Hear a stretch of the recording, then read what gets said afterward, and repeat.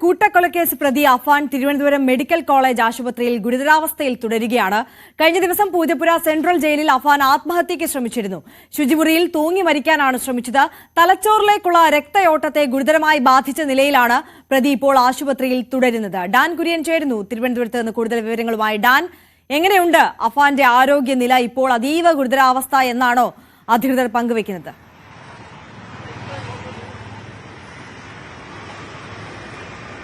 സ്ഥിതിയിൽ വലിയ മാറ്റം സംഭവിച്ചിട്ടില്ല. ഗുരുതരാവസ്ഥയിൽ തന്നെ തുടരുന്നു.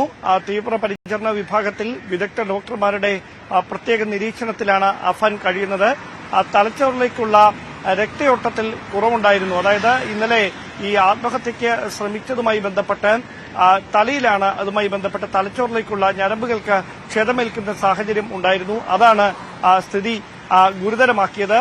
എന്തായാലും കൃത്യസമയത്ത് തന്നെ ചികിത്സ ഉറപ്പാക്കാൻ കഴിഞ്ഞു എന്നത് മാത്രമാണ് ജയിൽ അധികൃതർക്ക് ഇതുമായി ബന്ധപ്പെട്ട് നൽകാനുള്ള ഒരു വിശദീകരണം. അതിനപ്പുറത്തേക്കൊരു വീഴ്ച സംഭവിച്ചിട്ടില്ല ഉദ്യോഗസ്ഥർക്ക് എന്നൊരു നിലപാടിലാണ് ജയിൽ അധികൃതർ. അത്തരത്തിലുള്ള റിപ്പോർട്ടാണ് അവർ കൈമാറിയിരിക്കുന്നത് എന്നാണ് അറിയാനും കഴിയുന്നത്. എന്തായാലും ആരോഗ്യനില, അപകടനില തരണം ചെയ്തിട്ടുണ്ട് പൂർണ്ണമായി എന്ന് നമുക്ക് ഈ ഘട്ടത്തിലും പറയാറായിട്ടില്ല. പക്ഷേ പ്രതീക്ഷയ്ക്ക് വകയുണ്ട്. കാരണം വിദഗ്ധ ഡോക്ടർമാരുടെ നിരീക്ഷണത്തിലാണ് കഴിയുന്നത്. വെന്റിലേറ്ററിന്റെ സഹായത്തോടെയായിരുന്നു ഇന്നലെ അഫാന് ശ്വാസം നൽകിയിരുന്നത്. പക്ഷേ ഇന്ന് ആ സ്ഥിതിക്ക് മാറ്റം വന്നിട്ടുണ്ട് എന്ന സൂചനകളാണ് ഇപ്പോൾ മെഡിക്കൽ കോളേജ് ആശുപത്രിയിൽ നിന്ന് ലഭിക്കുന്നത്.